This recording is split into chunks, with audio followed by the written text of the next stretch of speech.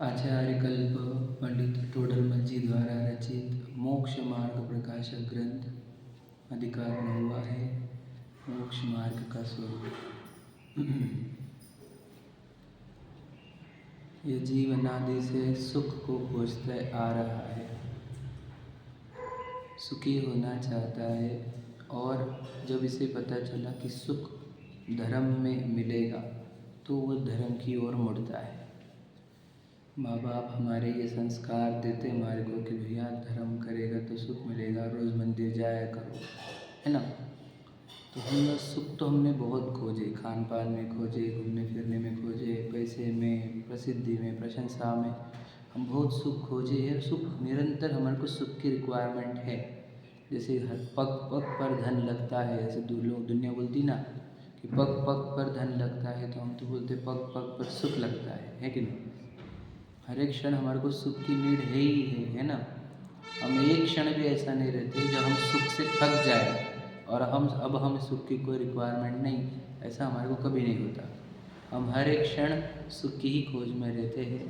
तो सुख ही एकमात्र जीव का प्रयोजन है, और सुख तो यहाँ पूर्ण सुखी होने का ही नाम मोक्ष है। धर्म मतलब ऐसा हो गया है कि जैसा क्या कहे, हम लोगों को, लोग इतने अज्ञानता में थे तो उनको बताना पड़ा कि सबसे ऊपर मोक्ष है। वैसे है नहीं, मोक्ष का अर्थ होता है पूर्ण सुखी होना। पूर्ण सुख यही धर्म है, मतलब धर्म का कनेक्शन सुख से है।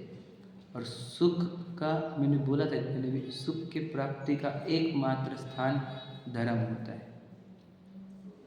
धर्म के सिवा सुख कहीं नहीं होता, ये प्रकृति का नियम है। क्या करें हम, तीर्थंकरों ने भी ये रास्ता अपनाया है, सबको बताया है।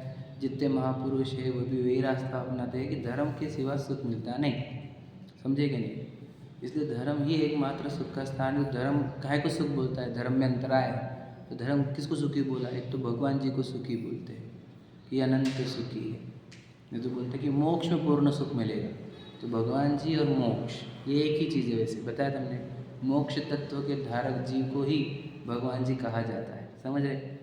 भगवान जी और मोक्ष एक ही चीज़। तो भगवान जी में मोक्ष का अर्थ क्या, भगवान जी अनंत सुखी है, इसलिए भगवान जी पूज्य है, समझ रहे। उनकी पूज्यता का आधार उनके अनंत सुख की दशा ही है, समझे कि नहीं। और फिर वो अनंत सुख की दशा को पूजने का कारण मेरा ये है कि मुझे भी अनंत सुख प्रकट करना है, समझे कि नहीं समझे। एकदम सरल है वैसे तो। फिर मैं आगे बढ़ता हूँ, ये बहुत इंपॉर्टेंट चर्चा छेड़ने की है आज, है ना। जो चैप्टर है वही बोलूँगा, लेकिन उसकी भूमिका बड़ी है, वो भूमिका स्पष्ट कर देते हैं आज। वो भूमिका क्लियर होगी तो आज का चैप्टर समझ जाएगा पूरा, बहुत कुछ समझ में आ जाएगा। देखो, तो क्या कहा हमने कि जो जीव संसार में अनादिकाल से भटक रहा है और खोज काहे की है, सुख की। तो सुख के लिए मंदिर जी में हमने बुलाया उसको। तो वो जब सुख के लिए मंदिर जी में आया तो यहाँ मंदिर जी में सुख कहाँ है, मंदिर जी में सुख है कि नहीं। तो मंदिर जी में सुख नहीं है, तो फिर देव दर्शन में सुख है क्या, विचार करते जाना। अब जब भगवान जी के दर्शन मतलब क्या, हाथ जोड़ना, सिर झुकाना, 3 प्रदक्षिणा लेना, सुखी हुआ क्या, विचार करना। तो सुखी वहाँ पे भी नहीं है, तो फिर पूजन करने से सुख मिलता है, ऐसे समझना। और सुख का कनेक्शन कैसे कहा हमने, धर्म मतलब सुख। तो हमने तो दर्शन भी किए, पूजन भी करी, सिर भी झुकाए, प्रदक्षिणा भी ली, है ना। तो ये सब करते हुए भी हमें सुख नहीं मिला। इससे क्या सिद्ध हो रहा है, ये धर्म नहीं है। अब क्यों ऐसा बोल रहे हो बताऊँगा, आप आगे जब बढ़ेंगे तो पूरा क्लियर होते जाएगा, ठीक है। तो सुखी, तो यहाँ पर धर्म सुखी होंगे कैसे, तो आपको जिनके दर्शन के लिए बुलाया है उनको अच्छे से देखो। उनको अच्छे से देखने से क्या होगा कि वो सुखी है, तो वो सुखी काहे से हुए, काहे से हुए वो देखना होगा, ठीक है। तो भगवान जी को हम फिर लक्षण देते कि वीतरागता उनका लक्षण है ना। तो वीतरागता वाला जीव सर्वज्ञता को और अनंत सुख को प्राप्त होता है। तो वीतरागता ही वो लक्षण है जिससे वो सुखी हुए, बराबर। भगवान जी इज इक्वल टू वीतराग, वीतरागी भगवान, ऐसे ही बोले थे ना। तो वीतरागी मतलब क्या, जब राग का वह होगा तो भगवान जी यानी सुखी होंगे, कोई भी जीव राग का वह होगा तो। मतलब राग दुखरूप भाव है और वीतरागता सुखरूप है। ये बात समझ में आई ना हमारे को? बस हमको ये बताना है, वीतरागता ही सुख का मार्ग है और कोई मार्ग नहीं सुखी होने का। देखो कैसे बता दे, सिद्ध करूँगा मैं कि राग अर्थात इच्छा, इच्छा अर्थात दुख, समझ रहे कि नहीं? आकुलता, इच्छा होगी, आकुलता होगी, दुख होगा। तो देखो क्या बोल रहे हैं हम, ये चीज इतना आकुलित था अनंत संसार में, क्योंकि 5 इंद्रिय के भोग, विषय सामग्री, धन का आकर्षण, समझ रहे, प्रसिद्धि का आकर्षण, शोबाजी का आकर्षण, समझ लीजिए। फिर ये मतलब ये सब चीज़ों में इतना आकुलित था, इतना तड़पता था, इतना राग करता था। कौन सा राग? विषय अनुराग, समझे कि नहीं? इस राग से वो तड़पता था, उसको उस तड़पन से छुड़ाकर मंदिर जी में लाया है हमने उसको। तो यहाँ पर समझ रहे कि नहीं? तो ये इतनी तड़पन से जब वो मंदिर में आता है तो मंदिर में भी आनंद ही आता है उसको, समझे कि नहीं? सच्चाई ही, अगर कोई दिल से आए तो, निश्चय निश्चय करके आए तो यहाँ पर आनंद हुआ कि नहीं हुआ? एक अपेक्षा से हुआ है। क्यों? क्योंकि अनंत दुख बंद हुए हैं उसके यहाँ पर, समझे? तो यहाँ पर आया, जब वो वीतरागी के समक्ष आया तो क्या हुआ? राग खत्म हुआ क्या? नहीं, यहाँ पर भी राग है। तो यहाँ का राग कौन सा? प्रशस्त राग, जिसको शुभ राग कहते हैं। यहाँ पे देव शास्त्र गुरु की आराधना का, जिनवानी पढ़ने का, समझने का आदि राग प्रारंभ होता है ना? यानी वो राग प्रारंभ होना मतलब राग का डायरेक्शन चेंज होना, बराबर है? विषय से देव शास्त्र गुरु आए, जिसको धर्मानुराग कहते हैं। विषय अनुराग हटा और धर्मानुराग हुआ, समझे कि नहीं? तो देव शास्त्र गुरु का राग हुआ, जिनवानी का राग हुआ, पढ़ने पढ़ाने का, है ना, आदि, व्रतों का राग हुआ आदि। तो ये राग जब हुआ तो इस राग से क्या हुआ? तो सुख हुआ क्या नहीं हुआ? तो याद रखना, इससे भी सुख नहीं होता, क्योंकि राग है तो उसका राग का नाम आग है। राग और आग एक ही चीज़ है, समझे कि नहीं? जैन धर्म में अहिंसा परमो धर्म जो कहा है वो किस आधार पर बोला गया बताओ? वो वीतरागता के आधार पर ही बोला गया भाई।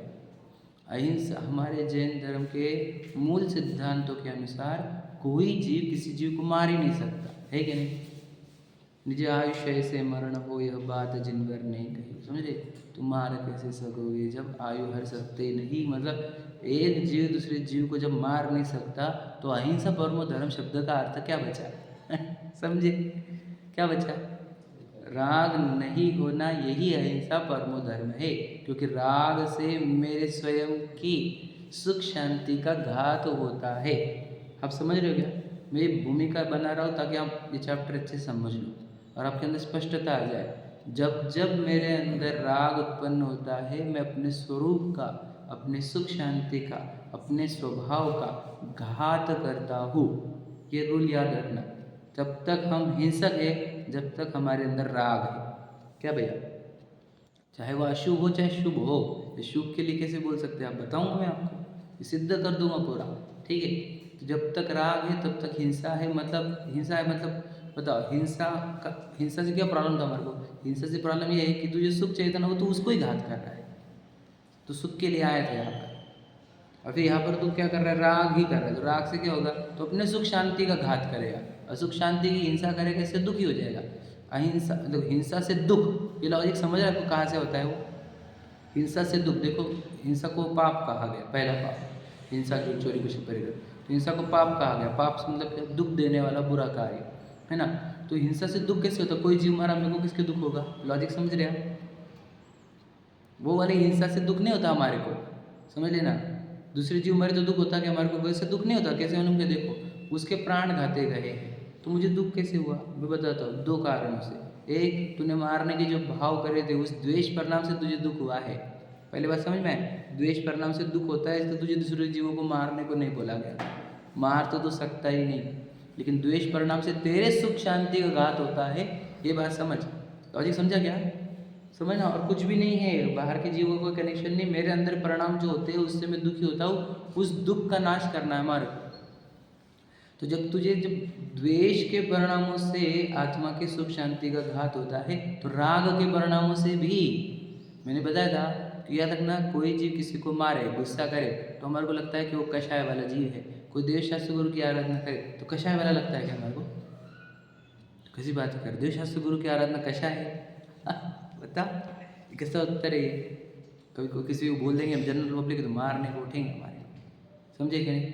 कि देशास्त्र गुरु की आराधना को कषाय बोल रहे भैया। कषाय के 2 प्रकार से 4 क्रोध मान माया लुप्त है। उसके पीछे राग द्वेष। राग द्वेष में राग जो है उसमें 2 टाइप होते हैं, प्रशस्त राग अप्रशस्त राग, विषयानुराग धर्मानुराग। तो राग भी कषाय है। ये कषाय हमको समझ में थोड़ी आती भैया, कठिन है ना थोड़ी सी बात। याद रखना आप सूक्ष्म अभ्यास इसके लिए बोल रहा हूँ, सबको नहीं बोल सकते ये बात, समझे कि नहीं। कि राग भी कषाय है। प्रशस्त राग तो मिथ्यात्व में, मिथ्या तो थोड़ी बोला मैंने, कषाय बोला। नहीं बोले आता क्या? बिल्कुल नहीं। सम्यक दर्शन के पहले भी प्रशस्त राग रहता है, सम्यक दर्शन के बाद भी रहता है, समझे कि नहीं। प्रशस्त राग मैं हूँ ये मिथ्यात्व है। हाँ, एकत्व, पहले तो मैं एकत्व, समझे कि नहीं। मैं हूँ मान प्रशस्त राग तो मिथ्यात्व है, समझ में। प्रशस्त राग का एकत्व मिथ्यात्व है। और प्रशस्त राग क्या है बोलो, कषाय। कषाय का अर्थ क्या, कसती है आत्मा को, मतलब दुख देती है, सुख शांति घात करती है, समझे क्या। किसी बातें कर रहे हो तो प्रशस्त राग के केस में भी बता दिया हमने कि वो भी कषाय है, वो भी हिंसा है, और उससे मेरे सुख शांति घात होते हैं।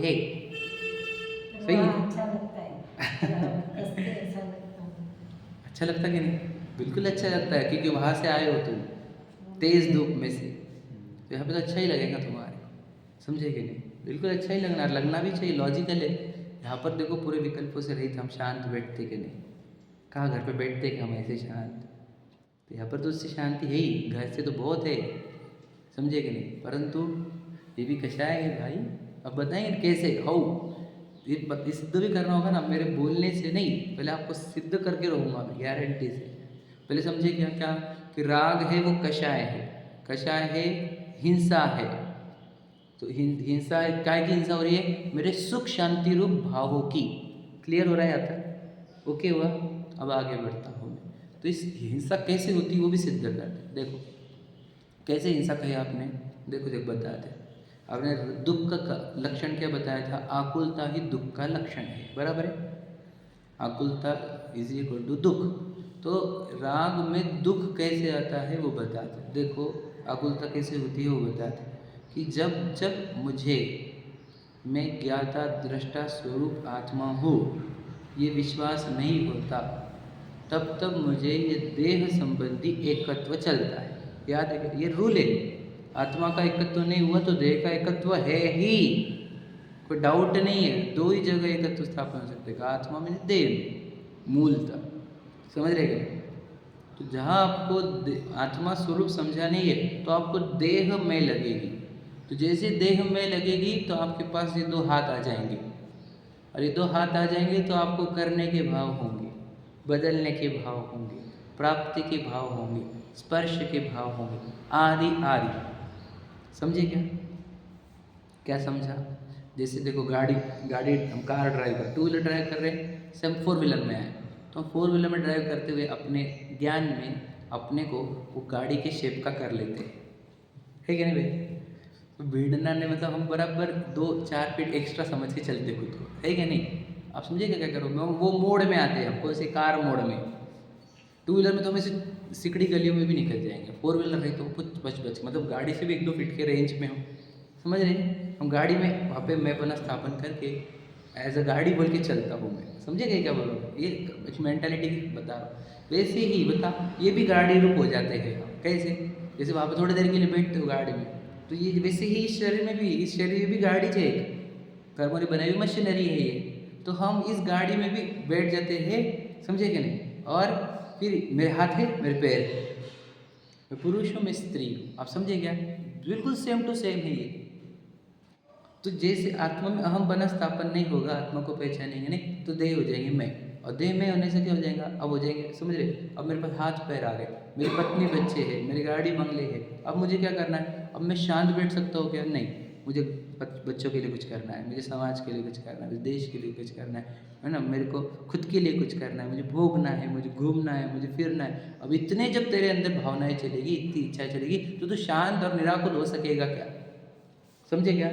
तो मुझे ऐसा शांत और निराकुल जीव दिखाओ दुनिया में, आप घूमो और बता देना हमारे को एक शांत निराकुल जीव क्यों नहीं है। वो यही है, मोड़ कौन सा हो गया, देह मोड़ आ गया, समझे कि नहीं। देह का एकत्व हुआ तो वहाँ पे इच्छाओं का साम्राज्य खड़ा होता है। और इच्छाओं के साम्राज्य में सुखी हो सकता है क्या? नहीं, क्योंकि इच्छा जो होगी, जो इच्छा होती है वो याद रखना सुख और शांति को कुचल कर ही उत्पन्न होती है। क्या कहा? ये सब शब्द याद रखना। इच्छा जब उत्पन्न होगी वो सुख शांति को कुचल कर ही उत्पन्न होती है, समझे कि नहीं? क्योंकि इच्छा और सुख दुख, इच्छा और सुख शांति ये अपोजिट है, समझे कि नहीं? इच्छा भी और सुख भी हो, कैसे पॉसिबल है? इच्छा होती है तो सुख को नाश करके ही उत्पन्न होती है, बराबर है कि नहीं? और सुख उत्पन्न होता है तो इच्छा के नाश से ही उत्पन्न होता है। रूल समझे कि नहीं? एकदम बेसिक है। तो जब तक राग द्वेष है तब तक सुख नहीं है, क्योंकि वो इच्छा स्वरूप होते हैं, समझे क्या? तो मुझे बोलना है कि जब तक हम देह के मोड़ पर है तब तक हम सुखी हो सकते हैं क्या? नहीं, क्योंकि देह जब मोड ऑन होता है तब इच्छा अनंत क्वांटिटी में उत्पन्न होती है। देह मोड ऑन होना मतलब कब? देह मोड ऑन कब होता है? जो मिथ्या दृष्टि उसका तो ऑलवेज देह मोड ही रहता है। सम्यक दृष्टि का जब आत्मा का लक्ष्य नहीं होगा तब देह मोड ऑन होता है। आप समझ रहे? मोड समझ रहे क्या? आत्मा मोड और विशाल मोड, जैसे ये दो मोड पे चलता हूँ मैं, एग्जाम्पल, ठीक है? तो जब आत्मा मोड नहीं चलेगा तो विशाल मोड आएगा। विशाल मोड आएगा तो आकुलता बड़ी होगी क्या? ये व्यापार करो, ये करो, वो करो, समझ रहे? बहुत सारे रहते हैं, आप जानते भी हो, परिचित हो, सुपरिचित। तो वहाँ पर जब तक इच्छा है तब तक आकुलता है। ये बात समझ में आ रही है आपको? क्लियर है क्या? अब समझ लेना हुआ। तो आकुलता नहीं होना इज इक्वल टू क्या? कोई इच्छा नहीं होना, तब कैसा होगा? पूर्ण सुख होगा, समझ रहे? तो वो कोई इच्छा नहीं होना और पूर्ण सुख होना वो भगवान जी है, समझे? वो है भगवान जी, उनके दर्शन के लिए बुलाए थे हमने आपको, ठीक है? तो यहाँ पर भगवान जी से हमने क्या सिखाया आपको? धर्म कैसे करते हैं ये सिखाया। ये मंदिर धर्म नहीं है, मैं पहले ही बोल चुका था। मंदिर में धर्म सीखा जाता है। क्या? मंदिर में आना 0% धर्म है। क्यों बताता हूँ, देखो, वस्तु का स्वभाव धर्म होता है। अब मुझे शरीर आया है इधर चल के उठ के बैठ के, समझे कि नहीं? हाथ जुड़ गया, ये तो पूरा पोतगल का स्पर्श गंध वर्ण गुण है और ये उसका धर्म है, स्पर्श गंध वर्ण का। और इससे उसको पुण्य और पाप कुछ नहीं रहता, क्योंकि दो लोगों को कुछ पुण्य पाप रहते नहीं, समझे कि नहीं? तो ये तो पूरा शरीर का धर्म हुआ। आत्मा का धर्म कहाँ हुआ यहाँ पर? तो मंदिर जी में आना धर्म नहीं है। आत्मा का धर्म कब होता है? मंदिर जी में आने से आत्मा का धर्म होता है क्या? नहीं होता। बताओ, आत्मा का धर्म तब होगा जब, बोलो, ये धर्म स्वरूपी जीव को देखेगा। कौन सा? जो राग द्वेष नहीं करके ज्ञान दर्शन रूप धर्म रूप परिणमता हुआ जीव, उनके दर्शन करेगा और जब उनके जैसे रूप बनने की भावना करेगा, तब भी नहीं, जब उनके जैसे बनेगा तब धर्म रूप होगा। सही है कि नहीं? उनके जैसे बनने रूप भावना तक भी वो धार्मिक नहीं है। क्या कहा? और समझना इंपॉर्टेंट बात है, क्योंकि वही चैप्टर आने वाला है, मैं आपको वही बता रहा हूँ, जो आने वाला है उसकी भूमिका है। समझ में आ रहा है? धर्म का प्रारंभ होगा जब मैं ज्ञान दर्शन रूप परिणमन करूँगा, मतलब स्वभाव रूप परिणमन करूँगा, चेतना रूप परिणमन करूँगा। तो जब चेतना रूप परिणमते हैं तो दुख होता है कि सुख? ये प्रश्न है। तो देखो, ज्ञान दर्शन रूप और चेतना रूप परिणमना, यहाँ पर सुख किसको दिखता नहीं, मैं आपको दिखाता हूँ। देखो कैसे सुख होता है वहाँ पर। जनरली इसको एक्सप्लेन नहीं कर पाते कोई, मैंने बहुत जनों से सुना है, वो बोलते हमने बता पाएंगे वहाँ पे कैसे सुख होता है। मैं बताता हूँ आपको, कोशिश करना देखो समझने की। कि जब मैं देह के मोड़ पर था तो मेरे अंदर कितने विंडोज़ ओपन थे, कितने ऐप्स ओपन थे, आप समझ रहे? कितने सारे थे। और जैसे ही मैं आत्मा मोड पर आया, मेरे वो पूरे ऐप्स क्लोज होते हैं।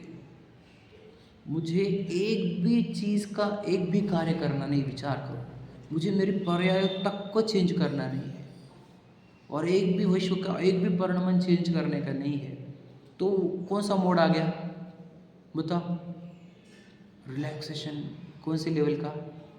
नेक्स्ट लेवल का समझे? जीरो बर्डन पर हूँ मैं, जीरो बर्डन, जीरो वेट, समझ रहे? जीरो आकुलता, क्योंकि कुछ भी बदलना नहीं है, पर्याय तक को बदलना नहीं है। आप समझे? तो सुख होगा कि नहीं होगा? मैं आपको बताऊँ ना, अनंत सुख को दबाने के लिए अनंत विकल्प है हमारे पास। वह अनंत विकल्प नाश होंगे तो अनंत सुख प्रकट होगा, समझे कि नहीं? जीरो दुख, आत्म को हित है सुख, सो सुख आकुलता बिन कही, आकुलता शिव माही न ताते। मोक्ष में मतलब जहाँ कोई विकल्प इच्छा उत्पन्न नहीं हो, वो ही शिव है, वही मोक्ष है, समझ रहे? उस मोक्ष में जब कोई भी बाहर नहीं रहेगा। सोचो, मुझे एक भी चीज़ बदलने की नहीं, मतलब देह के ऊपर अगर कोई जलती हुई सिगड़ी रख रहा है तो भी मुझे भाव नहीं आ रहे हैं। विचार करो क्या कह रहा हूँ मैं। और अपनी परिणति को बदलने के भी भाव नहीं है। पूरा विश्व को स्वतंत्र जान लिया। जीरो कार्यभार पर आया हूँ मैं, zero workload, zero changing, zero touching, zero, कोई भी मेरे ऊपर भार नहीं है। उस भाव का नाम मोक्ष है और उसी भाव से सुख होता है। नहीं तो जब भी कार्यभार रहेगा, एक कार्यभार रहा तो दुख होगा कि सुख होगा? कार्यभार सुख देता है क्या दुख देता है, ये बताओ? भार नाम है ना उसका, वजन उठाना है ना। ये मुझे बताओ, अब बंगले में रह रहे तो कार्यभार कितना है हमारे पास? हम लेबर ही है, वजन उठाने वाले, मुझे ना क्या बोलते, हमाल। बंगले का लोड लेकर बैठा है तो करोड़ों का लोड लेकर बैठा है, क्या बोल रहे हैं? तो ये जितने जी दिखते हमारे को, वो सब ऐसे ही दिखते हैं कि भाई बहुत बोझे लेकर चल रहे हैं। भैया सही है क्या नहीं? तो कार्यभार रहित जीव कौन होते हैं? वही 5 परमेष्टि होते, कार्यभार रहित। आचार्य पद्य साधु पूजनी क्यों है? वे कार्यभार से रहित है, इसके लिए। आप समझे क्या? पहले मैं आपको ये सिद्ध क्यों कर रहा हूँ, मैं भूमिका बताना चाहता हूँ आपको। तो क्या हम पहुँचाना कहाँ तक चाह रहे हैं आपको?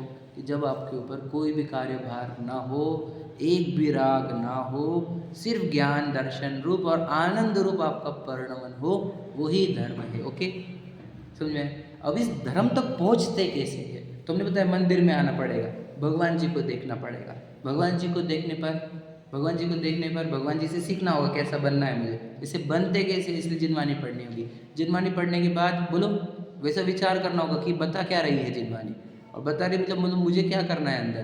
तो मुझे अंदर क्या करना है, ये विचार करना होगा। ये विचार करने के बाद पक्का हो जाना चाहिए कि मुझे ये करना है, मुझे ये, मैं ये हूँ और मुझे ये करना है। ये पता होने पर जो तू काम करेगा, समझे कि नहीं, वो काम से तुझे वो दशा प्रकट होगी। ओके, समझ में है?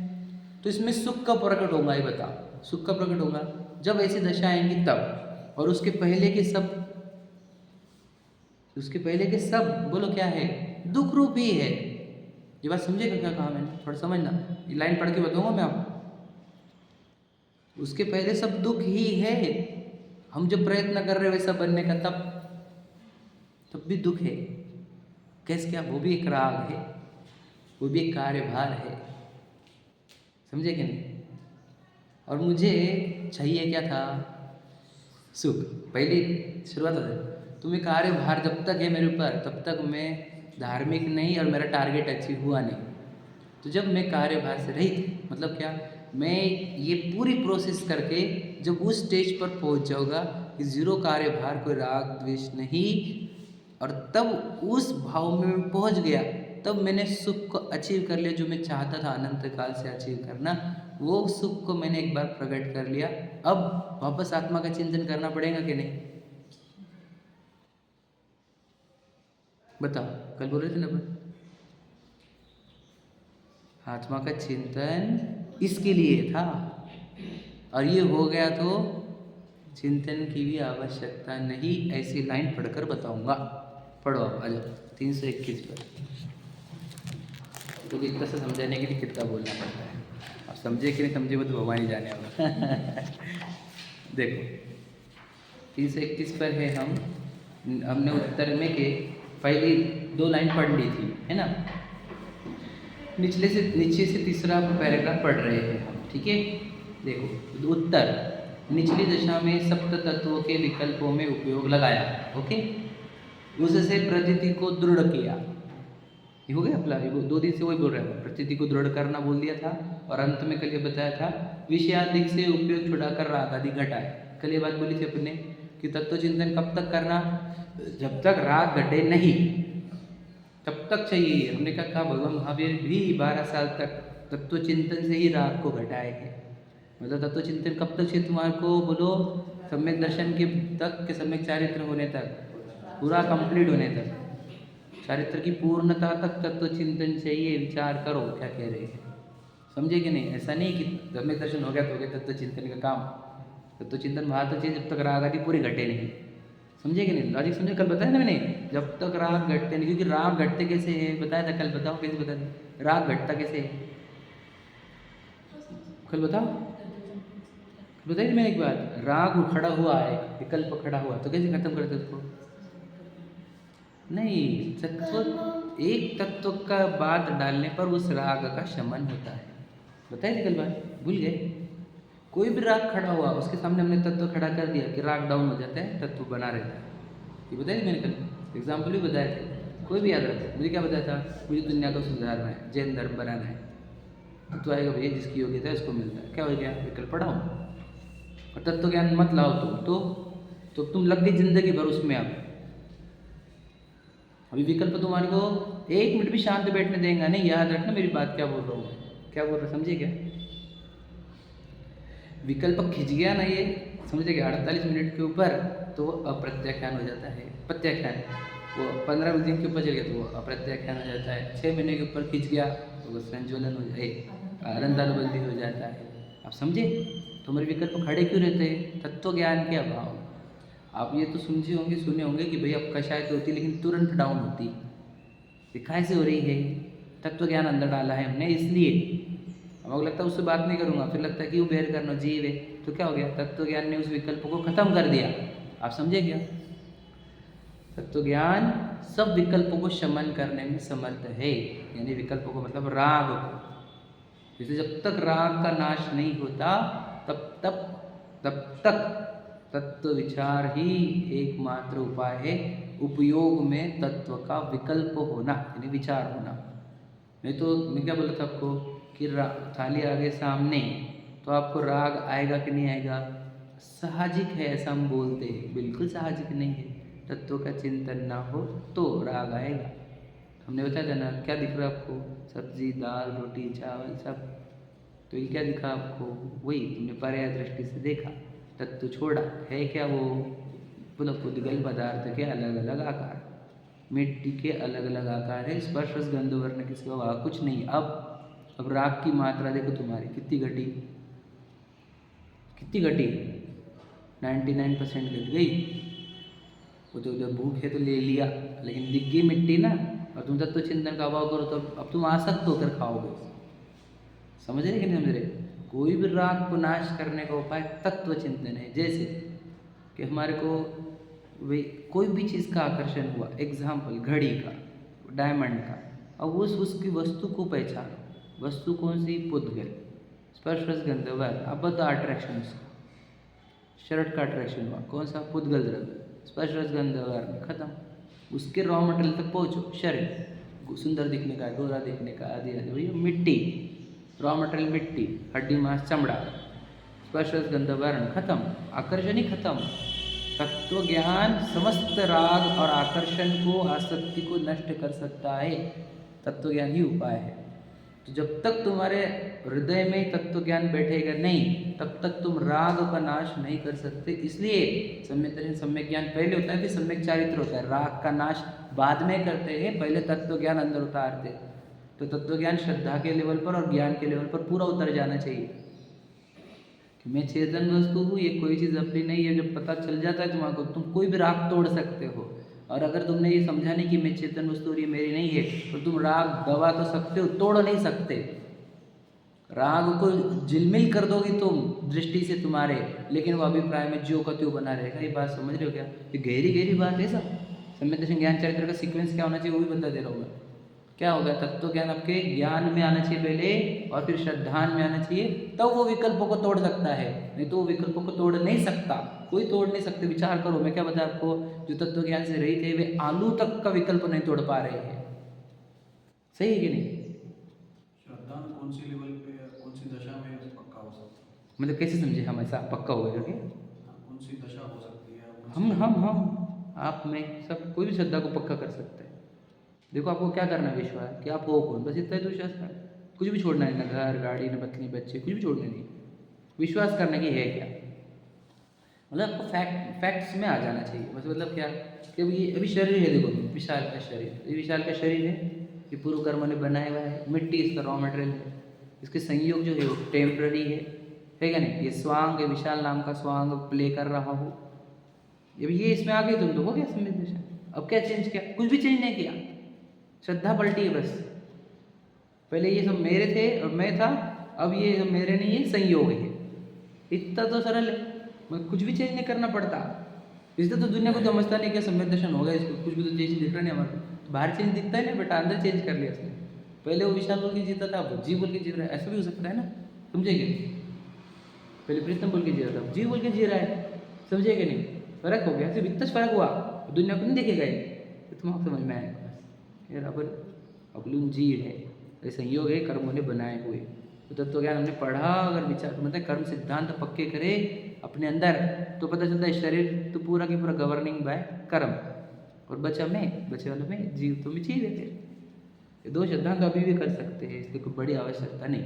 ठीक है, तो क्या क्या कह रहा था मैं कि तत्व ज्ञान श्रद्धान में आना चाहिए हमारे, और ज्ञान में आना चाहिए, तो वो सब विकल्पों को तोड़ सकता है।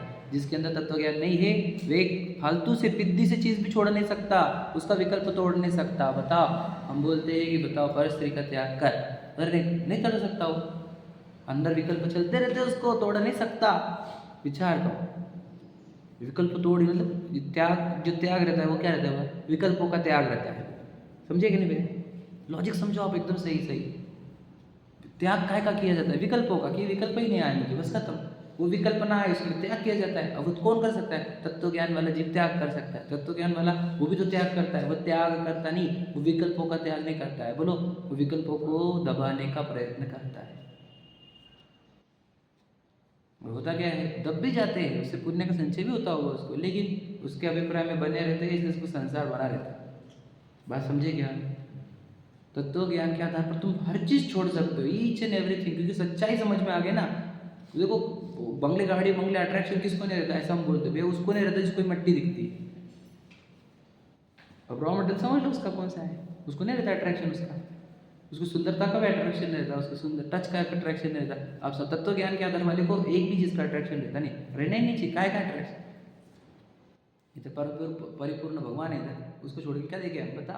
सिंपल बात समझो आप, तत्व ज्ञान ही आपको हर एक विकल्प से मुक्ति दिलाएगा। ओके ओके, अब आगे बढ़ रहा हूँ, जो हम कल तक यहाँ तक आए थे, अब आगे। तथा कार्य सिद्ध होने पर कारणों का भी निषेध कर दे, ये है वो बात जो अपन भूमिका बनाए। क्या? अगर कार्य सिद्ध हो गया मतलब क्या, तुम पूर्ण सुखरूप हो गए, निर्भर हो गए, तो तत्व विचार का कारणों का भी निषेध मतलब क्या, अब तत्व विचार की भी जरूरत नहीं तुझे। समझे? मतलब तत्व विचार जो हमारे को धर्म तक पहुंचा रहा है, वो तक धर्म नहीं है, तो हम बताओ किसको किसको मानते हैं। ये समझे आप क्या बोल रहा हूँ मैं? मुझे ये बात आपको पहुंचानी थी, इसलिए मैंने इतनी बड़ी भूमिका क्रिएट कर दी। जो तत्व विचार के बस बाद हम धर्मरूप परिणमने वाले हैं, वो परिणमन के पहले की जो पर्याय है, कौन सी?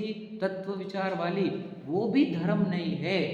तो मंदिर जाना, भक्ति पूजन, स्वाध्याय, पढ़ना, मंदिर, तीर्थ यात्रा आदि आदि आदि, भैया सब उन लोगों के लिए जो ये वस्तु स्वरूप नहीं समझते, उनके लिए कहना पड़ता है, वो उनकी आवश्यकता वहाँ पर। आप मत समझो कि आप समझ रहे हो, आप गहराई मत रहो आप इसके। मैं कब धार्मिक बोलो? जब मैं ज्ञान दर्शन रूप चेतना रूप आनंद रूप परिणमता हूँ, बोलो निर्भर रूप परिणमता हूँ, तब मैं धार्मिक। क्यों धार्मिक? क्योंकि मैं सुखरूप परिणम रहा हूँ ना। सुखरूप परिणम ना वही मेरा धर्म है। मैं आया क्या के लिए धर्म में, क्या के लिए आया था? सुखरूप होने के लिए। तो सुखरूप कब होऊंगा? जब मैं इच्छाओं से रहित होऊंगा, राग द्वेष से रहित होऊंगा। जब मैं राग द्वेष से रहित होऊंगा, ज्ञान दर्शन रूप चेतना रूप आनंद रूप परिणमता हूँ, तब मैं धार्मिक हूँ, तब मैं सुखी। और वो मेरा टारगेट था, दैट इज, समझ रहे? वो मेरा, हम तो मंदिर में आकर तो टारगेट कंप्लीट हो गया, पूजन कर लिया तो टारगेट खत्म हो गया, स्वाध्याय कर लिया तो टारगेट कंप्लीट हो गया, तीर्थ यात्रा हो गया तो टारगेट कंप्लीट हो गया, कोर्स हो गया कोई तो टारगेट कंप्लीट हो गया, समझ रहे? तो तत्व ज्ञान हो गया तो टारगेट कंप्लीट हो गया, तत्व चिंतन हो गया तो टारगेट कंप्लीट हुआ ही नहीं। तो दुख में ही अभी तक, क्योंकि राग है, वापस इच्छा है, तो दुख है, दुख में ही अभी तक सुखरूप हुआ नहीं है। क्या समझे कि नहीं समझे? सिंपल बात समझो कि बहुत गहरी बात है। मुझे क्या बोलना है? कारणों का निषेध किया गया कब? देखो, तो वर्ड कौन से यूज कर रहा हूँ मैं? सुखी होने को निर्भर। तो निर्भर का अर्थ क्या? निर्भर शब्द को समझो आप, कार्यभार नहीं होना। तो कार्यभार नहीं होना मतलब क्या? कैसे कार्यभार से रहित होते हैं? 3-4 चीजें हैं समझने लायक। देखो, एक द्रव्य दूसरे द्रव्य का करता है, क्रमबद्ध पर्याय, सब द्रव्य का परिणमन सदा सहज ही होना है, तुम्हें नहीं कुछ करना है, बस सहज जानते रहना है, और अपनी पर्याय को भी अदल बदल ना करना है। समझ रहे? ऐसे जब हो जाते हैं हम, तो देखो मैं आपको बताऊँ कि ऐसे कैसे हो सकते हैं। अब जिनमानी पढ़ के आपको जब बाकी की फैमिली रादर देन फैमिली उनको आपने स्वतंत्र हाल पे छोड़ा ना, तो इतने निश्चिंत हो गए नहीं आप, है कि नहीं? ये मैं उनके उनका वो जाने, अपन अपनी फैमिली का देखेंगे, बराबर है कि नहीं? तो वैसे ही तुम्हारे को बाकी द्रव्य का जाने, अपन अपने वस्तु में रहेंगे, क्योंकि तुम बदल तो सकते नहीं। बदलने का तो मुझे एक को भी छोड़ता नहीं, भगवान महावीर भी छोड़ते नहीं किसी को। चलो चलो चलो मोक्ष। तो जब अदर देन फैमिली को तुमने उनके हाल पे छोड़ा है, तो हम कह रहे हैं अदर देन जीव द्रव्य सबको अपने हाल पे छोड़ना, और जीव द्रव्य को भी अपनी पर्याय निकाल देना उसके अपने अनुसार, क्योंकि निकालता वो खुद षटकारक से है, अपने पर्याय स्वतंत्र योग्यता से नहीं करती। तो अपनी पर्यायों का भी भार नहीं, और पर द्रव्य का तो क्या भार है, क्योंकि एक द्रव्य दूसरे द्रव्य को करते हैं, निमित्त उपादान सीख चुके हम, उपादान कार्य करते निमित्त कुछ करते नहीं, बस खत्म। अब क्या जीरो कार्य भार में तुम आ गए हो, और तुम सुख को प्राप्त हो गए हो। तो जीरो कार्य भार ही हमारा लक्ष्य है, उसी को मोक्ष कहा जाता है, जीरो कार्य भार। ये सब साधारण भाषा में आपको समझा रहा हूँ ताकि आप समझ ले। भगवान जी देखो वो है जीरो कार्य भार वाले, मुनिराज पूज्य क्यों है, क्योंकि जीरो कार्य भार वाले हैं। उनको उपसर्ग होने पर उपसर्ग को दूर करने का भी कार्यभार नहीं है। क्या समझे तुम? और आचार्य उपाध्याय मोक्ष नहीं जा सकते, बोलो क्यों? कार्यभार के कारण। आप समझे क्या कह रहा हूँ मैं? सिर्फ संघ का संचालन, यानी सभी मोक्ष जाने वाले जीवों को सही तरीके से मोक्ष में लगाए, ऐसा कार्यभार भी आपको मुक्ति नहीं दिला सकता। क्या समझे हो? समझे भैया? आचार्य उपाध्याय पद से नहीं मुक्ति नहीं मिलती, सुना होगा ना आपने, क्यों? कार्यभार नहीं चलता। और जब तक वो आचार्य पद नहीं छोड़ेंगे तब तो वो मुक्ति को नहीं जा सकते। आप सोचो, वो आचार्य संघ का संचालन करते हुए मोक्ष नहीं जा रहे, हम तो पत्नी बच्चे का भी लेके बैठे हैं, समाज का भी लेके बैठे हैं।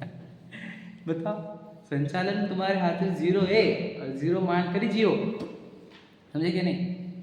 तुम यहाँ पर प्रेक्षक थे, मैनेजर मत बनो प्लीज। ऑडियंस बोल के हो, ऑडियंस ही रहो, मैनेजर मत बनो। मैनेजर क्यों? बहुत सारे ऑलरेडी मैनेजर यहाँ पर, और हर एक व्यक्ति खुद को मैनेजर ही मान रहा है। इतने सारे मैनेजर एक काम में लगेंगे तो झगड़े करेंगे, करते कि नहीं हम? यहाँ पे जो प्रेक्षक है वो आनंदित है, याद रखना। और जो मैनेजर वो सब दुखी है। क्या? क्योंकि वो मैनेज करना चाह रहे, मैनेज हो रहा नहीं, कैश मैनेज नहीं हो रही, रिलेशन मैनेज नहीं हो रही, हेल्थ मैनेज नहीं हो रही, हो क्या ना तुम्हारे से मैनेज, ये बता। हो रहा है कि कुछ मैनेज? ऑब्जर्वर हो, ऑब्जर्वर रहो, प्रेक्षक हो, प्रेक्षक रहो, ज्ञाता दृष्टा रहो, है ना? वही बात पढ़ानी। देखो क्या पढ़ाई है कि जब कार्य सिद्ध होने पर कारणों का भी निषेध करते हैं, इसलिए जहाँ प्रतीति भी दृढ़ हुई, पहला पार्ट मतलब सम्यक दर्शन, और राग आदि दूर हुए, मतलब क्या? अंदर के राग भी खत्म हो गए, मतलब निर्विकल्प दशा, निर्भार दशा आ गई। वहाँ उपयोग भ्रमाने का खेद किस लिए करे? ये शब्द देखो, वर्ड क्या है? उपयोग भ्रमाने का खेद। आगे से बोलता है जो बोलना था मुझे, मैं अगर पहले भूमिका नहीं बोलता था आपको समझता ही, वो शब्द आगे गायब हो जाते थे। मतलब क्या है? तत्व चिंतन भी खेद रूप है, पर खाना पीना वो आनंद रूप है। तुझे पता नहीं है, सच बता रहा हूँ आपको, एकदम सिंपल। अब वो टाइम पे अपना डिसेक्शन करके देखना, खाने पीने के टाइम या सीसीटीवी कैमरा में देखना खुद को, तुझे पता नहीं वो क्या है। हम गाफिल रहते ना, हमको समझ में नहीं आता कि हमारे अंदर क्या क्या चल रहा है। बहुत खेद है वहाँ पर, ये क्यों नहीं, ये क्यों नहीं, ऐसा क्यों नहीं, और खाना, ये खाना, मेरे को नहीं मिलेगा, उसको नहीं मिलेगा, ये आप समझे नहीं? बहुत खेद रूप होता है। और क्या माने में, देखो टच स्पर्श तो कर सकता नहीं, लिंक करने के भाव पूरे है, समझ रहे? अब बनना वो रहता है जो बनने का रहता है, कोई बदल सकता नहीं, तो रोज खेद है उसको। मेनू डिसाइडेड है कितने दिन पहले।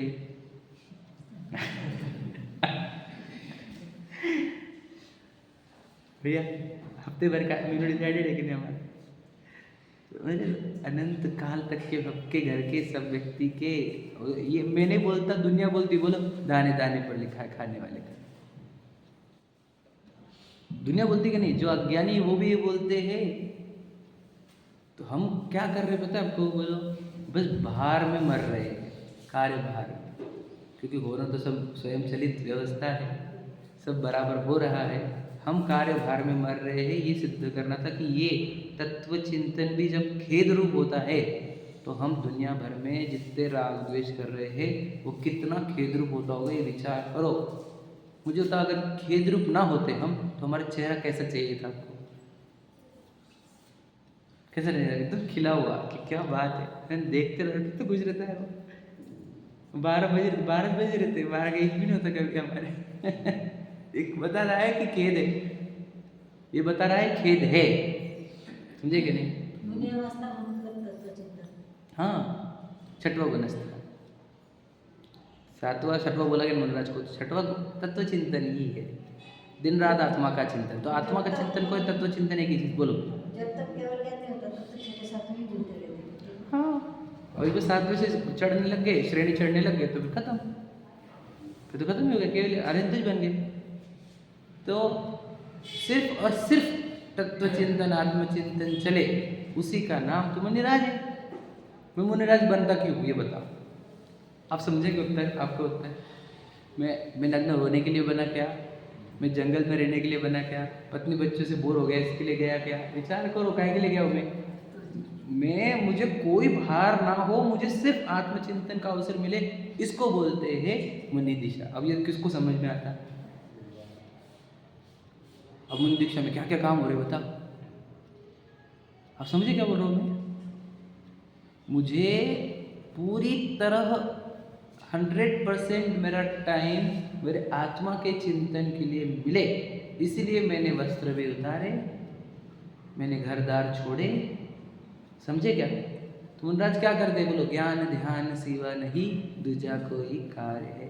तो ज्ञान आत्मज्ञान और ध्यान दो ही काम, तो ज्ञान में वो तत्व चिंतन चलता है और ध्यान में तुम्हें बताया आपको दिन रात आत्मा का चिंतन। आप कोई भी आप मुझे चलो अब ये समुच्चय पूजन करते ना अपन, ये जो देवशास्त्र गुरु उसके आचार्य की लाइन बोलो, विरागी आचार्य उवझाय साधु दर्श ज्ञान भंडार समता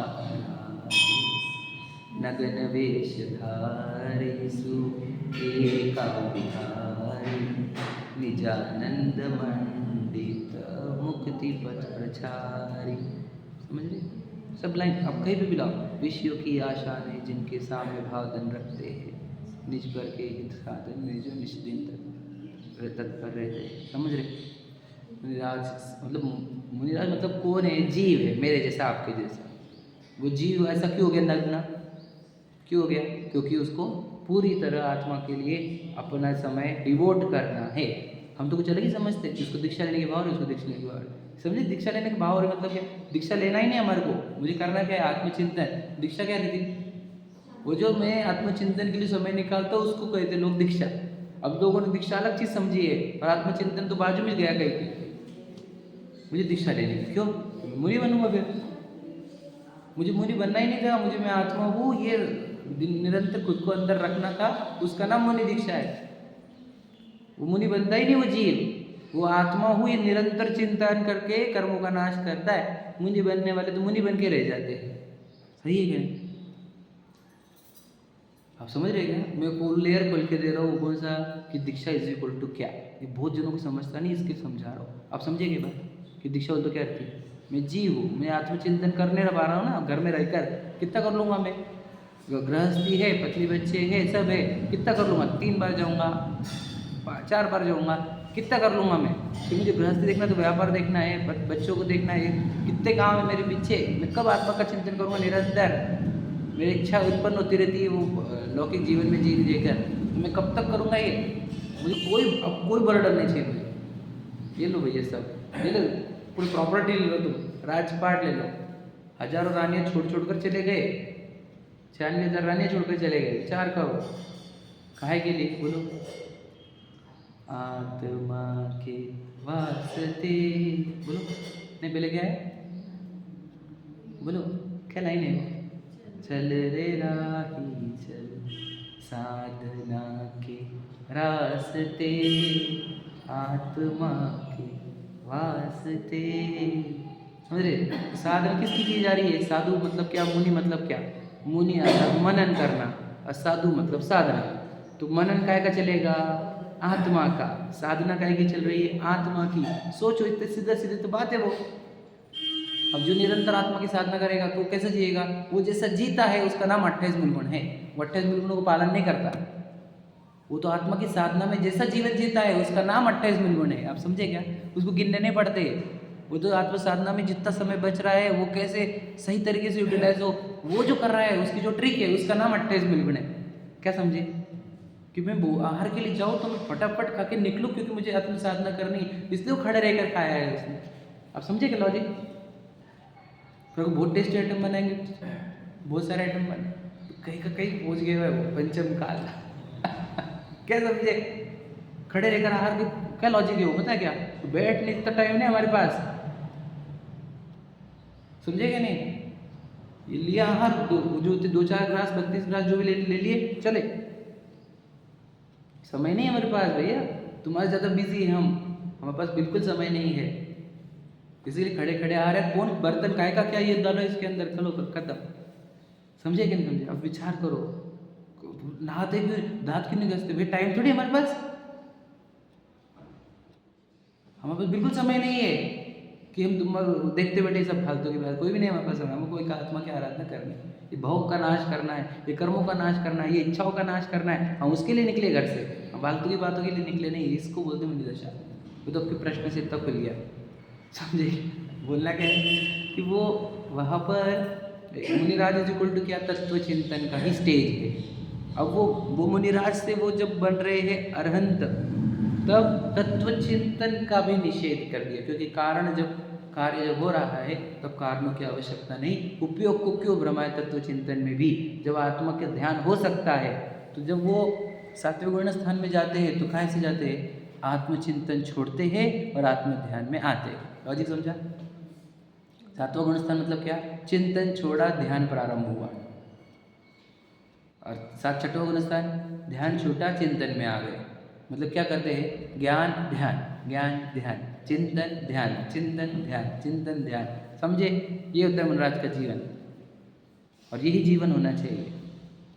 तो वो चिंतन, जब ध्यान चलेगा तो चिंतन चलेगा क्या? नहीं चलेगा। चिंतन तो वहाँ पे चिंतन का अभाव है, और चिंतन को छोड़ते हैं, छोड़ना चाहते हैं, बस समझे क्या? 6वां गुणस्थान इज इक्वल टू क्या बोलो?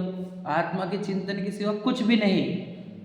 तो वो चिंतन का भी जब त्याग किया जाता है, आत्मा के चिंतन का मतलब क्या? तब आत्मा का चिंतन नहीं चाहिए हमको, आत्मा रूप रहना है। ज्ञान दर्शन चेतना रूप रहने के लिए आत्मा का भी चिंतन छोड़ दिया गया। मतलब मनोरंजन 7वें गुण स्थान में क्या करते हैं ये बताओ, सोच के बताओ, अच्छे से उत्तर देना। मुनिराज 7वें गुण स्थान में करते क्या है? ध्यान करते हैं कि ज्ञान करते हैं? कुछ नहीं करते। हाँ, मतलब कुछ भी, मतलब जीरो हो गए क्या? हाँ, मतलब क्या? जैसी आत्मा है ना, कैसी आत्मा है? जानने देखने वाली, सुखरूप रहने वाली, वो आत्मा रूप मतलब क्या? स्वभाव रूप रह रहे हैं। तो स्वभाव छूटा कि राग आ गया, फिर स्वभाव रूप रह रहे हैं, फिर राग आ गया, फिर स्वभाव रूप रह रहे हैं, फिर स्वभाव थोड़ी देर टिक गया कि 7वां 8वां 9वां 10वां 12वां 13वां हो गए स्वभाव रूप परमानेंट अरहंत, स्वभाव रूप सिद्ध। अब समझे क्या क्या? स्थिरता की नहीं। स्थिरता मतलब क्या? स्वभाव रूप रहना, स्वभाव में स्थिरता। निस्वभाव साधन द्वारा 4 घातीय कर्म का क्षय करके, ये परिभाषा समझ में आई? स्वभाव साधन मतलब क्या? स्वभाव रूप रहूँ मैं बिल्कुल, मतलब क्या? साधन में मतलब क्या? ज्ञान दर्शन रूप रहे। और विकल्प आ गया छठ, फिर ज्ञान दर्शन रूप हो गए। मतलब कुछ भी नहीं, वहाँ पर कुछ करना है क्या? कुछ भी नहीं, निर्भर, कुछ भी करना नहीं। तो ज्ञान उतने देर के लिए ज्ञान दर्शन रूप चेतना रूप, और फिर राग आ गया, फिर ज्ञान दर्शन चेतना रूप, फिर राग आ गया। मतलब ज्ञान दर्शन चेतना रूप मतलब आईने जैसा प्रतिभासन, वो सामने कोई भी चीज़ नहीं है ऐसा, समझे क्या? सिर्फ प्रतिभासन। क्या प्रतिभासन चल रहा है? सिर्फ चल रहा है सिर्फ प्रतिभासन, समझ रहे कि नहीं? तो वो दशा का नाम 7वां गुण स्थान है, और वो चिंतन आ जाना वो 6वां गुण स्थान है। आप समझ रहे क्या? ये पूरा गुण स्थान समझो आप, बहुत इंपॉर्टेंट है। तो हम कैसे होना चाहते हैं? तो वो जब 7वें में होते हैं ना, तो मुनिराज कैसे रहते पता है आपको? बताओ कैसे? भगवान जी जैसे, जो हम टारगेट लेकर निकले थे। तो 7वें में आने से तो भगवान जी जैसे हो जाते हो। कैसे? भगवान जैसे ज्ञान दर्शन चेतना रूप है, वैसे वो ज्ञान दर्शन चेतना रूप हो जाते 7वें में, और 6वें में आ जाते तो सांसारिक हो जाते, फिर 7वें में आ जाते तो भगवान जैसे हो जाते, और फिर कंटिन्यू रखा खुद को 7वें में, फिर 8वें में, फिर 9वें में, 10वें में, 12वें में, लगा अब भगवान बन गए। ये प्रक्रिया तो पूरी खोल दी हमने भगवान बनने की। मतलब आप अभी जो जी है वो कैसे भगवान बन सकता है, ये पूरी प्रक्रिया आपके सामने है कि नहीं। मतलब बताओ ये ट्रिक कहाँ है दुनिया में, किसके पास है अवेलेबल भगवान बनने की। अमीर बनने की ट्रिक तो जो वो बांट रहा है आजकल, भगवान बनने की ट्रिक वो भी फुल प्रूफ आपके सामने खोल दी जिनवाने ने। बताओ कितना महान उपकार है हमारे ऊपर, हम इस उपकार को कभी फेड़ सकते हैं क्या? बताओ, ये उपकार कभी नहीं फेड़ा जा सकता, क्योंकि भगवान बनने की विधि कौन बताता है बिना पैसे लिए? जिनवानी का महान उपकार है हम पर है, हमारे ज्ञानियों का, वो आचार्यों का हमारे पर। क्या सोचो, वो लिखते नहीं तो, ज्ञानी यहाँ तक पहुँचाते नहीं तो हम कैसे समझ पाते कि भगवान जी क्या बोल रहे हैं, मुनिराज क्या करते हैं, और होता क्या है तत्व चिंतन, धर्म क्या है। हम तो मंदिर में आने को धर्म माने थे, माने थे कि नहीं माने थे? पूजन भक्ति को, स्वाध्याय को, तत्व चिंतन तक को हम धर्म मानते आए, समझे कि नहीं? धार्मिक बोलते सब धार्मिक बोलते हैं दुनिया सब उधर वो धार्मिक है भाई, वो धार्मिक है भाई, हम धार्मिक है कि नहीं? हम जब ज्ञान दर्शन चेतना और परिणाम थे उतना टाइम में धार्मिक हूँ, याद रखना मेरी बात। बाकी धार्मिक नहीं हूँ, मैं तो राग रूप हूँ अभी। तो जिसके अंदर राग रूप इच्छा चलती है वो पूजवाता नहीं किससे, मेरे अंदर इच्छा चल रही तो पूछता मुझे, हम सामान है तुम्हारे जैसे बस। जब हमारे राग द्वेष घटेंगे तब बात करना, है कि नहीं? अब राग द्वेष हमारे भी चल रहे हैं। धार्मिक मानता नहीं खुद को, दुनिया बोलती रहे उसको, वो नहीं मानता। और दुनिया धार्मिक बोल के तारीफ करे तो उसको लगता है पागल है, कुछ भी बोलते रहते। तो बोलेंगे नहीं वहाँ पे, पर समझ लेगा कि अपनी तारीफ नहीं हो रही तो कुछ भी बोल रही है, समझे कि नहीं? अब बोल दो, क्या बोलेगा? अज्ञानी दुनिया तो बोलने दो, तो वो उपसर्ग होता है, प्रशंसा वाला उपसर्ग परिचय होता है वो। क्यों क्या बोले आप इसको? प्रशंसनीय तो भगवान जी जो ज्ञान दर्शन चेतना रूप है, हम थोड़े प्रशंसनीय भैया, समझे कि? तो ये बात हो गई क्या कि जब कार्य हो जाए तो कारणों का भी अभाव होता है और उपयोग में से खेत का भी निषेध। पढ़ लो, उतनी लाइन पढ़ लेते, कंप्लीट कर लो। जब देखो, इसलिए जहाँ प्रतीति भी दृढ़ हुई और रागादिक दूर हुए, वहाँ उपयोग भ्रमाणे का खेद किस लिए करे, इसलिए वहाँ उन विकल्पों का निषेध किया है। समझ में आ गया? इतना ही बस, आगे तो अपन कल पढ़ेंगे। समझ में आ गया कि जब तत्व का विकल्प, आत्मा का विकल्प भी आत्मा के धर्म में बाधक है विचार का, इसलिए मैं ज्ञान दर्शन रूप रहूँ, प्रतिभाषक रूप रहूँ, वह मेरा धर्म है। वो ज्ञान दर्शन चेतना, बोलो वो 12 भावना की अंतिम लाइन है, देखो कि दर्श ज्ञान में चेतना, आत्म धर्म बखानी, दया क्षमादिक रत्न त्रय, या में गर्भित जानी। सुनिए ना अपनी 12 लाइन, ये नाकरी वाली, दर्श ज्ञान में चेतना, आत्म धर्म बखानी, समझे कि नहीं? दर्शन ज्ञान और चेतना रूप रहना ये धर्म है। हम बता धर्म खावाना, शिखर जी में धर्म है कि नहीं? तो शिखर जी में धर्म है कि नहीं? उत्तर दो क्या? अरे शिखरी चढ़ना धर्म है कि नहीं? तो अज्ञानी जन की बात है, उनको तो समझाना पड़ता। वहाँ पे क्यों लेके गए उसको? यहाँ बैठकर किसी जीव ने धर्म साधन किया था, ये समझाने के लिए उसको वहाँ लेके गए थे। तो वहाँ पे वो खा रहा, कुछ भी खा रहा, कुछ भी पहन रहा, सेल्फा निकाल रहा, क्या बोला उसको? समझे कि नहीं? तो उसके लिए बुलाया था उसको, मंदिर जी भी क्यों बुलाया था? यहाँ पर भी वही काम करता है, अलग अलग, है कि नहीं? कुछ कोई अलग अलग एक्टिविटी लेकर बैठा है, और वो ज्ञान दर्शन चेतना रूप परिणाम ना है मेरे भगवान जी जैसा। ये टारगेट लॉक नहीं होता हमारा। ये टारगेट लॉक करो तो हमारा मोक्ष पक्का ही है, गारंटी है ना? अब हम मोक्ष शब्द नहीं समझते, अब हम मोक्ष कंसेप्ट को समझते, समझे कि नहीं? और ये कंसेप्ट प्रकट करो, क्या? राग द्वेष नहीं होना, निर्भर होना, चेतना रूप रहना, शुद्ध चेतना रूप रहना, वही हमारा धर्म है, वही मोक्ष है, वही मुक्ति, वही टारगेट है। ठीक है, चलो। सहजानंद शुद्ध स्वरूप अविनाश